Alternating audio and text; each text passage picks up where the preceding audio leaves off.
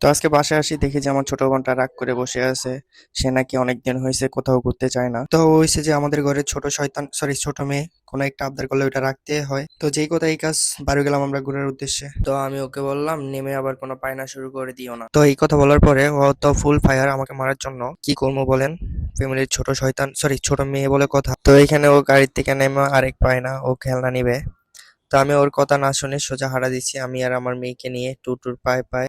তো যেই কথা এই কাজ, আমি আর আমার মেয়ে হাঁটতেছি আর ও পিছনে পড়ে কান্নাকাটি করতেছে। আচ্ছা দিকে তাকাও। এ এদিকে ভাইয়ের দিকে তাকাও। কি আসো। হ্যাঁ আসো। তো এইখানে আমার ছোট ভাইটা ওকে অনেক বোঝাচ্ছে। ও তো নাছোড়বান্দা, কারো কথা শুনবেও না, কারো কথা বুঝবেও না। তো এখন আবার ওর নতুন ভাই না, আমার মেয়েকে আমি কোলে নিয়েছি, এখন ওকে আবার কোলে নিতে হবে। তো যেই কথা এই কাজ, আমার ছোট ভাইয়ের কোলে ওকে দিয়ে দিল। তো কোলে যাইবার পর ফাইনালি ওর হাসি ফুটলো। আপনারাও দেখেন একটু ওর হাসিটা কেমন। যা সামনে যা।